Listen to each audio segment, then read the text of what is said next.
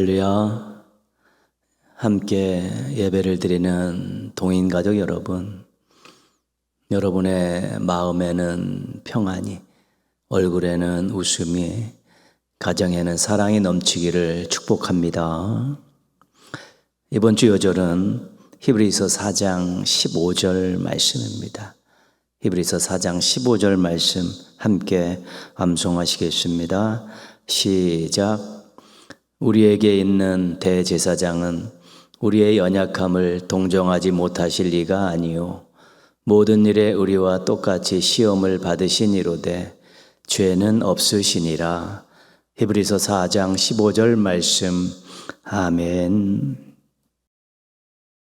구약시대 제사장은 성막을 책임지는 그런 지도자들입니다. 특별히 대제사장은 제사장들의 수장입니다.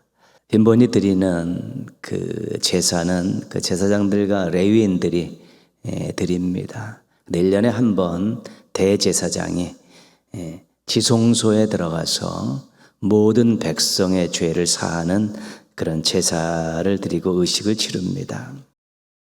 하나님께서 이 세상에 아들이신 예수님을 보내셨습니다.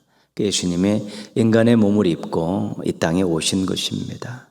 그래서 예수님은 인간과 똑같습니다. 완전한 인간입니다. 한 가지 다른 게 있다면 죄가 없으시다는 것입니다. 죄가 없어야 죄인들을 구원할 수 있기 때문에 그렇습니다. 그리고 연약함을 가지고 계셨죠. 인간이기 때문에. 그러나 사랑만큼은 그 누구에게도 뒤지지 않으시는 분이셨습니다. 인간의 죄의 문제를 해결하러 오셨기 때문에 우리 예수님을 우리가 대제사장이다, 이제 그렇게 지칭하는 것이죠. 십자가에서 드려지는 이 속죄의 제사를 집례하는 대제사장이다, 이런 의미입니다. 중요한 것은 대제사장인 예수님께서 친히 제물도 되셨다는 것입니다. 이 십자가 제단에서 당신의 몸을 제물로 드리셔서 피 흘려 죽으신 것입니다.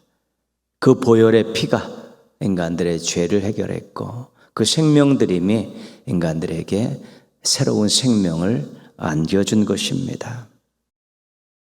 죄를 해결하는 데 필요한 그 제물, 또 대제사장, 이 예수님께서 감당하셨기에 우리들이 죄를 해결할 수 있었던 것입니다.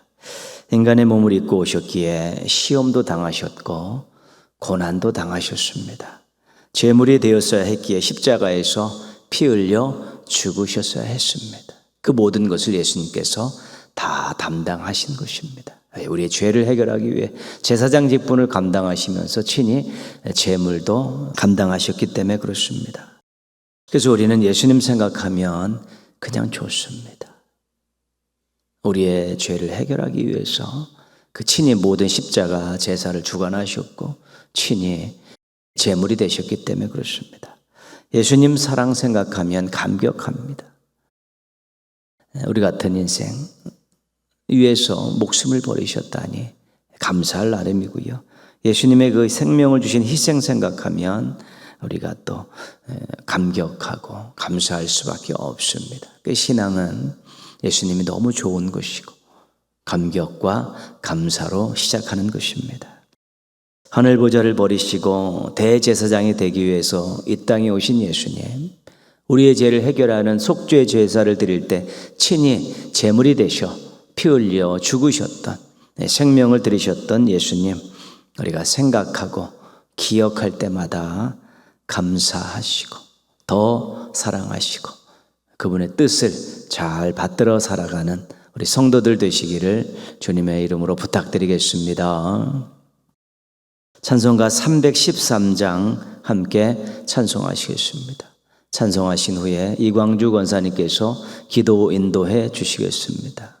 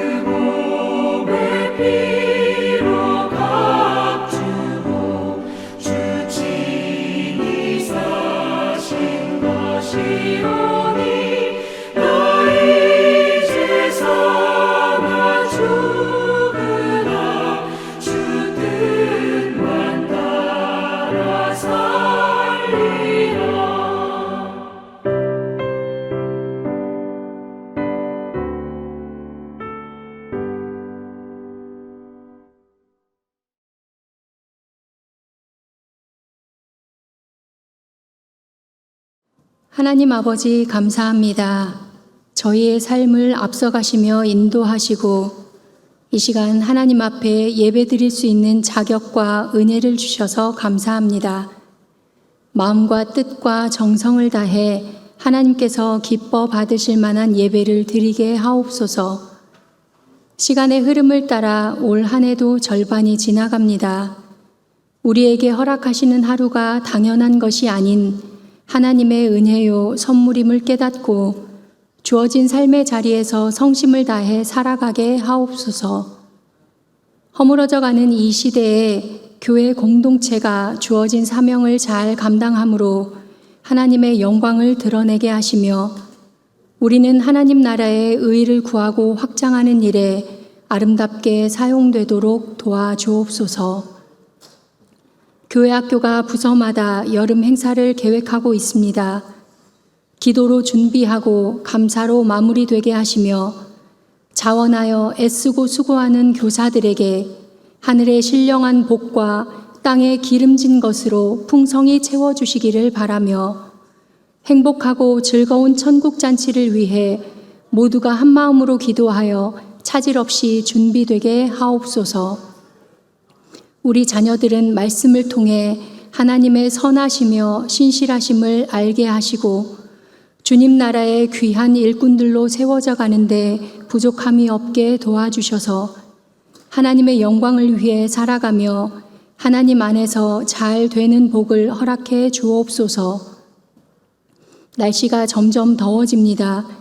몸과 마음이 지치기 쉬운 계절이지만 하나님을 향한 열정만큼은 식지 않도록 성령님께서 늘 함께 하시고 우리의 진실한 언어와 성실한 섬김과 성결한 생활이 하나님을 기쁘시게 하는 찬양이며 삶의 예배임을 기억하게 하옵소서. 오늘도 우리에게 귀한 말씀을 전하실 주의 종을 붙들어 주시고 영육간에 강건하게 하시며 소요리 문답을 통해 하나님의 말씀을 제대로 알고 깊이 묵상하게 도와주셔서 자녀된 도리와 의무를 깨달아 삶에 적용하고 넉넉히 감당하게 하옵소서. 무엇을 하든지 하나님의 영광을 위해 살게 하시고 그리스도의 향기를 전하며 주변에 유익을 주는 교회와 성도들이 되어 같은 마음으로 새로운 미래를 꿈꾸며 아름답고 행복한 세상을 만들어가게 하옵소서. 우리를 구원하시고 영원한 생명을 약속해 주신 예수님의 이름으로 기도합니다. 아멘.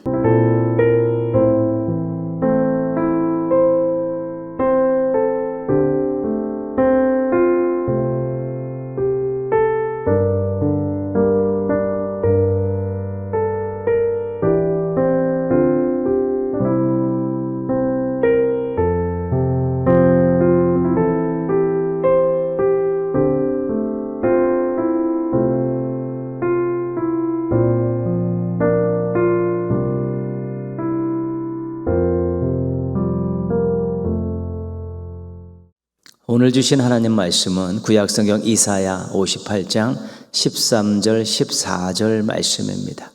이사야 58장 13절 14절 우리 한번 같이 읽겠습니다. 만일 안식일에 내 발을 금하여 내 성일에 오락을 행하지 아니하고 안식일을 일컬어 즐거운 날이라 여호와의 성일을 존귀한 날이라 하여 이를 존귀하게 여기고 내 길로 행하지 아니하며 내 오락을 구하지 아니하며 사사로운 말을 하지 아니하면 내가 여호와 안에서 즐거움을 얻을 것이라. 내가 너를 땅의 높은 곳에 올리고 내 조상 야곱의 기업으로 기르리라. 여호와의 입의 말씀이니라. 아멘. 이 시간 2024년 10월 6일 올려드렸던 우리 할렐루야 찬양대의 찬양으로 함께 영광 돌리시겠습니다.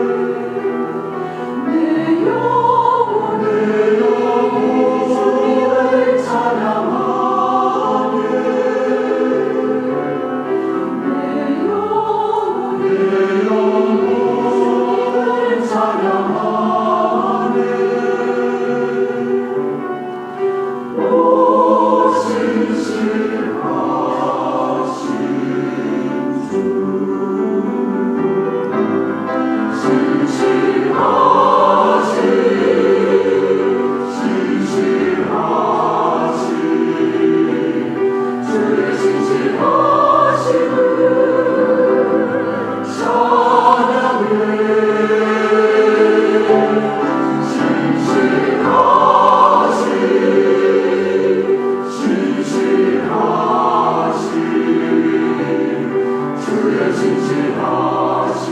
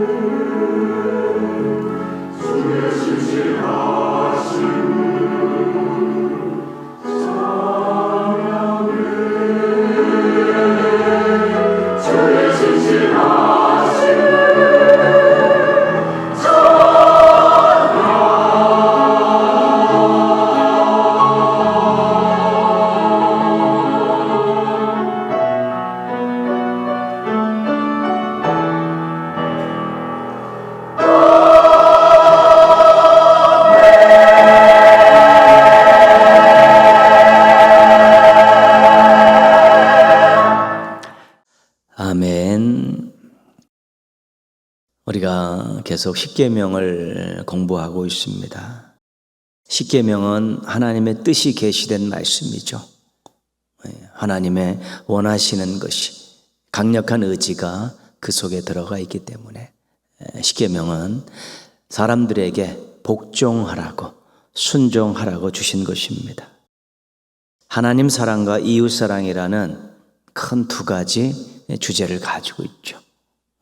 한 가지 기둥은 하나님 사랑, 한 가지 기둥은 이웃 사랑입니다.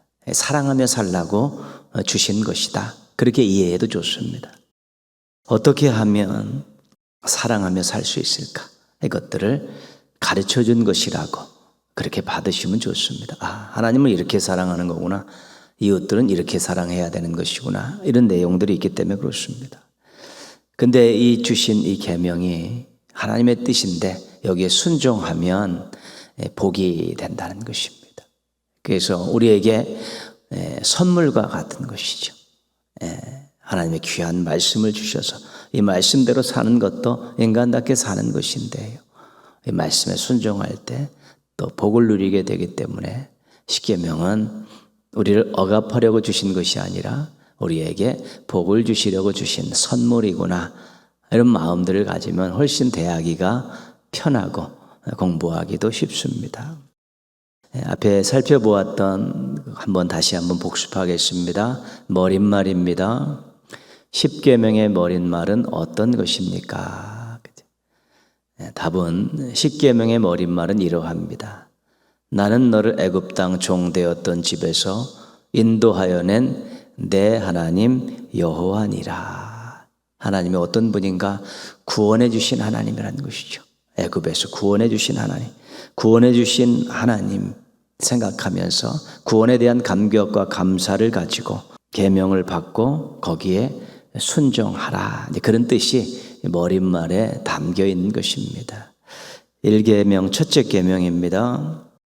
첫째 계명은 무엇입니까? 첫째 계명은 너는 나 외에는 다른 신들을 내게 두지 말라는 것입니다. 하나님 외에 다른 신들에게 자리를 내주지 말라는 것입니다. 오직 하나님만 바라보고 의지하고 섬기라는 것입니다. 둘째 계명입니다. 둘째 계명은 무엇입니까? 둘째 계명은 너를 위하여 우상을 만들지 말고 또 위로 하늘에 있는 것이나 아래로 땅에 있는 것이나 땅 아래 물속에 있는 것에 어떤 형상도 만들지 말며 그것들에게 절하지 말며 그것들을 섬기지 말라. 하나님을 형상화해서 제한하고 하나님을 축소시키지 말라는 것입니다. 자기의 생각 속에 하나님을 가두어 두지, 자기의 경험 속에 하나님을 가두어 두는 일 하지 말라는 것입니다. 형상을 가진 다른 우상들도 만들거나 절하거나 섬기지 말라는 것입니다. 셋째 계명입니다. 셋째 계명은 무엇입니까? 셋째 계명은 너는 내 하나님 여호와의 이름을 망령되게 부르지 말라. 여호와는 그의 이름을 망령되게 부르는 자를 죄 없다 하지 아니하시리라 입니다. 하나님의 이름을 거룩함과 존경심을 가지고 부르고 사용하라는 것입니다. 하나님의 이름을 남용하거나 모독하지 말라는 것입니다. 이것이 우리가 배웠던 그런 내용입니다. 우리를 구원해 주신 하나님께서 주신 말씀을 귀하게 여기고 즐겁게 순종할 수 있기를 원하시기 때문에 나는 너를 애굽 땅 종되었던 집에서 인도하여 낸 내 하나님 여호와라는 그런 머릿말을 이제 주신 것입니다. 우리가 1계명부터 4계명까지는 하나님 사랑이고 5계명부터 10계명까지는 하나님 사랑이라는 그런 주제가 있다는 것 알고 있습니다. 예배의 대상, 섬김의 대상을 하나님 한 분으로 지정하는 것, 그것이 하나님 사랑하는 것입니다. 이것도 섬기고 저것도 섬기고 하나님도 섬기면 하나님 사랑하는 것 아닙니다. 예배의 대상 한 분 하나님, 섬김의 대상 한 분 하나님, 이렇게 우리가 섬기고 또 예배드리는 것이 하나님 사랑하는 것입니다. 형상으로 하나님을 제한하지 않고 형상에 있는 우상을 섬기지 않는 것이 하나님을 사랑하는 것입니다. 형상을 만들어 놓고 하나님 이런 분입니다라고 하나님을 그 형상 안에 가두어 두면 하나님 사랑하는 것도 아니고, 다른 형상을 가지고 있는 신들을 섬기는 것 하나님 사랑하지 않는 것입니다. 하나님의 이름을 남용하거나 모독하지 않고 제대로 부르는 것이 하나님을 사랑하는 것입니다. 하나님의 이름을 남발하면서 남을 저주할 때 쓰고, 불평할 때 이야기하고, 부정적인 말 할 때 막 사용하는 것, 뭐 이런 것들 별로 좋지 않습니다. 하나님의 이름을 욕되게 만드는 것, 이거 절대로 안 되는 일 아닙니까? 하나님 사랑하는 거 아닙니다. 하나님의 이름을 잘 제대로 부르고 경외함을 가지고 거룩하게 부르고 사용하는 것, 하나님 사랑하는 것입니다. 그래서 하나님 사랑한다는 의미를 여러분 1계명, 2계명, 3계명을 통해 잘 기억하시고요. 오늘 4계명을 공부하겠습니다. 이 4계명은 다 두 번으로 나누어서 그렇게 공부하려고 합니다. 57문입니다. 57문. 넷째 계명은 무엇입니까? 넷째 계명은 안식일을 기억하여 거룩하게 지키라. 엿새 동안은 힘써 내 모든 일을 행할 것이나 일곱째 날은 내 하나님 여호와의 안식일인즉 너나 내 아들이나 내 딸이나 내 남종이나 내 여종이나 내 가축이나 내 문 안에 머무는 객이라도 아무 일도 하지 말라. 이는 엿새 동안에 나 여호와가 하늘과 땅과 바다 그 가운데 모든 것을 만들고 일곱째 날에 쉬었음이라. 그러므로 나 여호와가 안식일을 복되게 하여 그날을 거룩하게 하였느니라 하는 것입니다. 10계명의 넷째 계명은 간단하게 첫 문장입니다. 안식일을 기억하여 거룩하게 지키라입니다. 안식일은 7일 중 일곱째 날입니다. 하나님의 날입니다. 하나님께서 안식일을 복되게 하여 거룩하게 하신 날입니다. 엿새 동안은 열심히 일을 하고 이 날에는 아무 일도 하지 말라 하십니다. 자녀 종 가축 손님 모두 예외 없이 아무 일도 하지 말라 하십니다.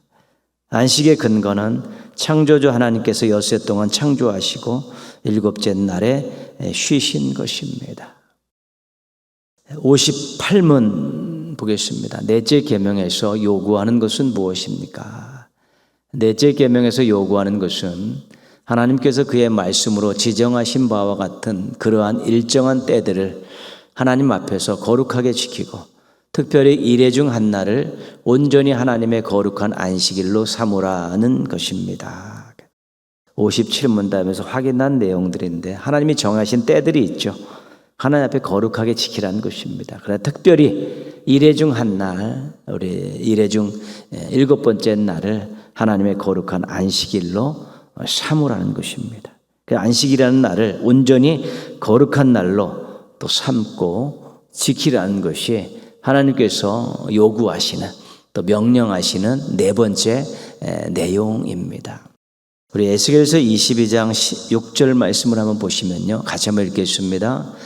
그 제사장들은 내 율법을 범하였으며 나의 성물을 더럽혔으며 거룩한 것과 속된 것을 구별하지 아니하였고 부정한 것과 정한 것을 사람이 구별하게 하지 아니하였으며 그의 눈을 가리어 나의 안식일을 보지 아니하였으므로 내가 그들 가운데서 더럽힘을 받았느니라. 제사장들이 한 일이 하나님께 더럽힘을 안겨드렸다는 것입니다. 어떤 일입니까? 율법을 지키지 않았다. 성물을 더럽혔다. 거룩한 것과 속된 것을 구별하지 않았다. 부정한 것과 정한 것을 구별하도록 가르치지 않았다. 안식일을 무시하고 지키지 않았다. 제사장들이 안식일을 무시하고 백성들에게 제대로 가르치지 않은 것을 지적하고 있습니다. 하나님을 욕되게 한 것이라고 질타하고 있습니다. 하나님께 안식일이 그만큼 중요한 것임을 알 수 있습니다. 제사장들이 안식일을 가르치지 않고 백성들이 지키지 않는 것은 하나님을 무시하는 것이라고 그렇게 받아들이셨고요. 하나님을 사랑하지 않는 것이라고 그렇게 평가하셨습니다.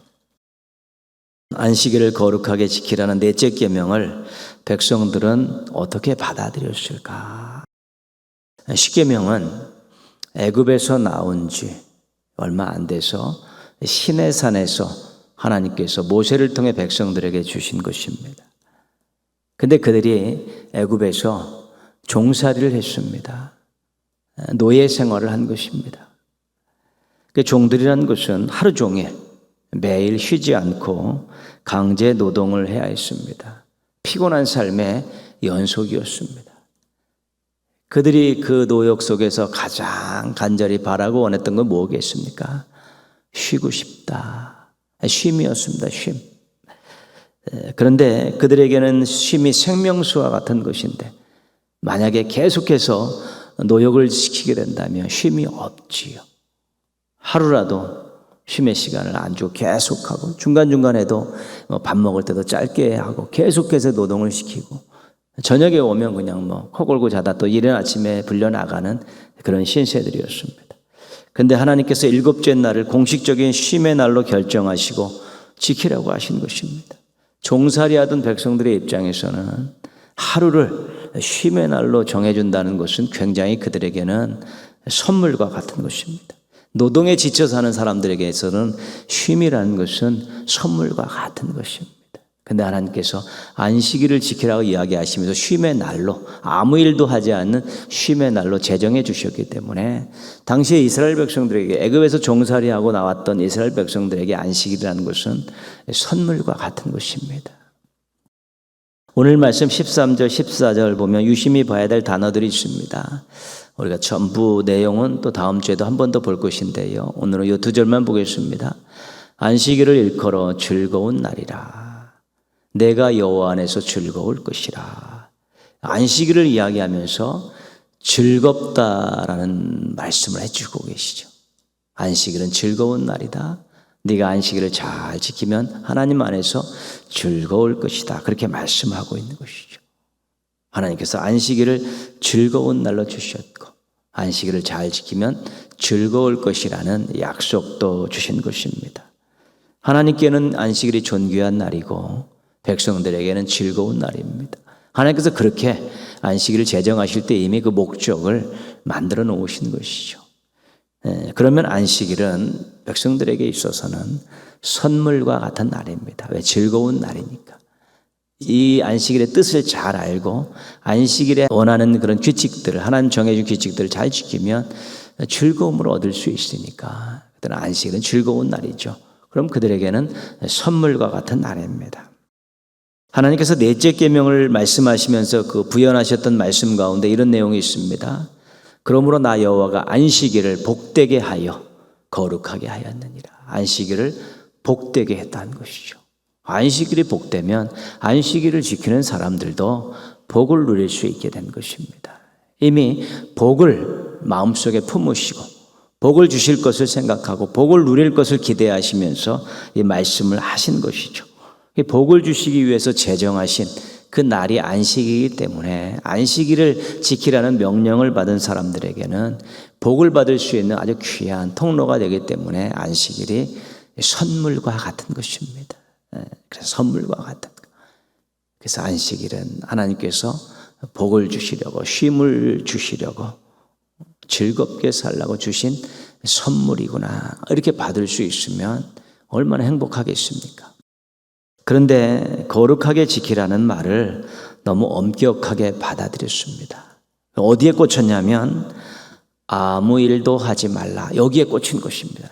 이것을 가르치고 지도해야 될 그런 지도자들이 너무 하나님을 사랑한 나머지 너무 말씀을 귀하게 여긴 나머지 안식일의 그런 정신을 잃어버리고 그런 문구 아무 일도 하지 말라는 이 말에 빠져버린 것입니다. 그러면서 세월이 흐르면서 안식일에 하지 말아야 될 일을 세부적으로 정해놓기 시작했습니다. 율법이 없는 것입니다. 성경이 없는 것인데 지도자들이 모여서 안식일을 거룩하게 지키라 했으니까 아무 일도 하지 말라고 했으니까 이 정도는 하지 못하도록 우리가 정하자. 그래서 그들 나름대로 안식일법을 만든 것입니다. 성경에 나와 있는 것 이외에 삶 속에서 세부적으로 지켜야 될 것들을 나와 있는 것이죠. 성경에서는 이 자세와 태도에 대한 교훈을 이야기하시는데 종교 지도자들이 해야 될 일과 하지 말아야 될 일들로 이 관심을 이동시키면서 안식일이 사람들에게 조금 부담스러운 그런 날로 변질되기 시작한 것입니다. 예수님께서 공생의 기간 동안에 이 안식일 문제로 유대 지도자들과 끊임없이 논쟁하셨습니다. 왜냐하면 그들이 정해놓은 안식일법, 율법에는 없는 자기들이 정해놓은 안식일법을 예수님께서 자꾸 어기시기 때문에 그것 가지고 예수님과 끊임없는 갈등과 다툼이 있었던 것입니다. 제자들이 밀밭에서 이삭을 손으로 비벼서 먹었습니다. 그때 그들이 안식일법을 어겼다고 난리를 쳤죠. 왜냐하면 손으로 비벼서 알곡을 이렇게 만들어내는 것, 드러나게 하는 것은 추수행위라고 본 것입니다. 안식일에는 추수를 할 수가 없습니다. 생산적인 일이기 때문에 아무 일도 하지 말라고 했는데 추수를 하고 이런 일들이 허용되지 않기 때문에 유대 지도자들은 그것을 가지고 지적했고 예수님은 그거에 대해서 별 문제가 없다고 말씀하신 것입니다. 그들이 만들어내는 안식일법 가운데 일반 삶에서 꿀벌 통해서 꿀을 이렇게 긁어 모으는 것이 금지됐습니다. 왜냐하면 추수행위라는 것입니다. 생산하는 일을 했다는 것입니다. 그렇게 세부적으로 정해놓았기 때문에 이런 것들이 늘 문제가 되곤 했습니다. 예수님께서 안식일에 병자들을 많이 고치셨는데 그때마다 법을 어겼다고 난리를 치지 않았습니까? 치료행위라는 것입니다. 안식일에는 치료행위를 할 수 없는 것입니다. 그런데 예수님께서 막 일으키시고 고쳐주시고 막 이러니까 그들이 안식일법을 어겼다고 난리쳤죠. 예수님께서 화를 내셨죠. 생명을 살리는 일이 하나님 기뻐하시는 일인데 이런 날 저런 날이 뭐가 필요하는 것이요. 오히려 안식일, 하나님이 제정해 주신 이 안식일에 생명을 살리는 일이 하나님 기뻐하시는 일인데 당연히 해야 되지 않느냐고 그들을 질책하셨습니다. 유대 지도자들이나 백성들에게 이 안식일이 점차로 세월이 흘러가면서 짐이 되어버린 것입니다. 너무나 많은 하지 말 것에 대한 규제들을 만들다 보니까 걷는 거리들, 음식 조리하고 하는 이런 내용, 또 옷이나 화장품 등 이런 것들도 엄청나게 많은 제약이 있습니다. 즐거워해야 될 날이 예민한 날이 된 거예요. 이거 저촉되지 않을까? 이거 범하는 것 아닐까? 이렇게 예민한 날이 되었고요. 또 즐거워해야 될 날이 이제 그거에 저촉한 거 있으면 또 죄책감을 가지고 또 지내야 될 그런 날들로 변질되어 버리는 것입니다.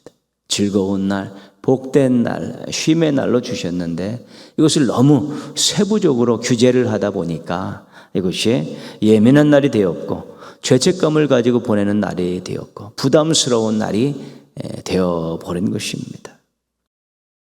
선물이 짐이 될 수 있는 것입니다. 하나님께서 선물로 주셨는데 잘못 적용하면 짐이 될 수 있죠.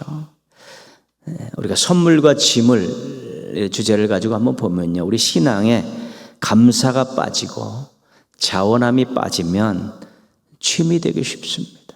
그렇지 않습니까? 우리가 하나님 나에게 구원을 주시고 은혜를 베풀어 주셨습니다. 감사합니다. 그러면 예배 드리고 또 봉사하고 이런 것들이 즐겁습니다. 즐겁습니다. 그리고 막 자원해서 시키지 않아도 막 하게 되는 것이죠. 그럼 선물입니다. 그것은 신앙. 근데 이것이 힘들다고 귀찮다고 나만 시키냐고 이런 생각들 가지면 신앙생활 자체가 짐이 되어버리는 것이죠.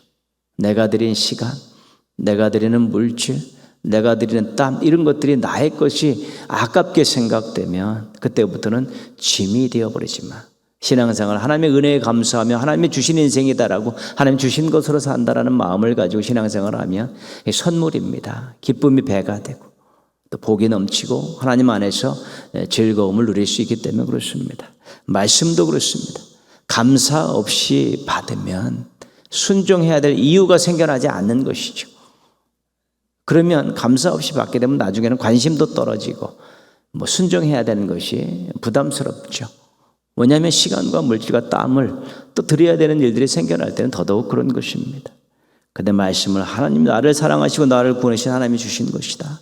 이 말씀을 따라 순종하는 것이 내 도리이고 이 말씀대로 살아가는 것이 하나님 앞에 아름답게 살아가는 것이다. 그러면 말씀도 맛있게 받을 수 있고 또 실천하면서 좀 힘들고 어려워도 순종의 기쁨과 복을 누릴 수 있게 되는 것입니다. 안식일 마찬가지 아니겠습니까? 오늘 주일이라고 우리가 이야기하죠. 다음 시간에 또 좀 말씀드리는데 자기 일에 바쁘고 또 귀찮으면 짐이 되는 것이죠. 야, 벌써 주일이냐? 벌써 주일이냐? 귀찮으니까 짐이 되면 언제 주일이 올까? 그럼 선물입니다. 하나님 앞에 예배 드리는 것이 좋고 가서 봉사하는 것이 행복하고 형제 자매들과 함께 믿음의 가족들과 교제하는 것이 너무 즐겁고 또 조금 쉼의 시간을 갖고 재충전의 시간을 가지고 또 하나님 기뻐하시는 그런 일들을 하면서 다 힘을 얻으면 선물이 되지만 이 귀찮고 힘들고 그러면 피곤하다고 이런저런 핑계 대기 시작하면 짐으로 전락하는 것입니다. 하나님께서 우리에게 주신 것들은 복되게 하라고 주신 것이고 사랑하는 마음으로 주셨기 때문에 어떻게 받고 어떻게 적용하느냐에 따라서 짐이 될 수도 있고 선물이 될 수도 있습니다. 신앙, 말씀, 안식일, 주일 다 마찬가지가 되는 것입니다. 우리가 신앙생활 할 때 얼마나 시간도 드리고 물질도 드리고 또 우리가 땀도 드리는데 그거 하면서 짐이라고 생각하면 그때부터는 노동이 되는 것이 신앙이 아니라 노동하는 것입니다. 신앙생활 하면서 우리가 즐겁게 감사함으로 할 수 있고 이거 선물로 우리가 받아들여서 할 수 있으면 그 노동 아닙니다. 그것은 하나님 앞에 아름답게 드리는 헌신이고 제물이 되는 것이고 하나님 기쁘시는 인생을 보여드리는 또 만들어가는 아름다움이 되는 것입니다. 신앙에 대해 말씀에 대해 주일 지키는 것에 대해 선물이냐 짐이냐 이걸 가지고 자기 자신을 잘 점검해 보십시오. 신앙생활을 짐으로 여기고 하느냐 선물로 받고 즐겁게 하느냐 말씀을 짐으로 받느냐 선물로 받고 즐거이 순종하느냐 주일을 지키는 것을 짐으로 생각하고 늘 부담 가지고 불편한 그런 마음 가지고 와서 예배드리느냐 선물로 생각하고 즐거운 마음으로 와서 예배드리고 봉사하고 교제하느냐 이것을 잘 들어보십시오. 왜 짐을 지고 인생을 살아가려고 하십니까? 선물 받고 기쁘게 살아가는 건 너무 좋지 않습니까? 특별히 안식일 문제, 주일 문제를요 우리가 매주 한 번씩 오는 것 아니겠습니까? 근데 이게 짐으로 생각하면 너무 괴롭습니다. 선물로 받으면 너무 행복하고 즐겁습니다. 신앙과 말씀 또 우리가 배운 이 안식일 주일 지키는 것 우리 짐으로 여기지 말고 또 선물로 여겨서 즐겁게 신앙생활하고 복되게 신앙생활하고 멋지게 신앙생활하는 성도들 되시기를 주님의 이름으로 축원합니다. 기도하겠습니다. 신앙 말씀 주일 성수를 짐으로 받지 않고 선물로 받게 하소서. 여러분도 기도하시고 교회에 우리 동인교회에 속한 가정들의 은혜 안에서 행복하게 살게 해달라고 기도하시고요. 교회가 속한 이 지역이 물된 동산과 같은 성령님께서 역사하시는 아름다운 삶의 터전이 되게 해달라고 우리 한번 같이 기도하겠습니다.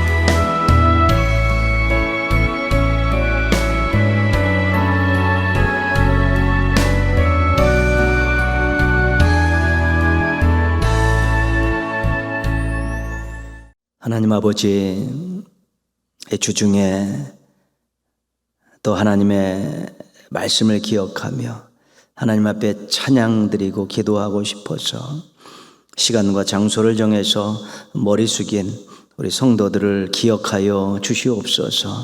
이름을 기억하시고 그 사랑을 기억하시고 그 기도 제목을 기억하여 주시옵소서. 오늘도 또 주신 말씀 감사함으로 받고 또 선물로 받고 즐거이 순종하는 복된 인생들 되게 하여 주시옵소서.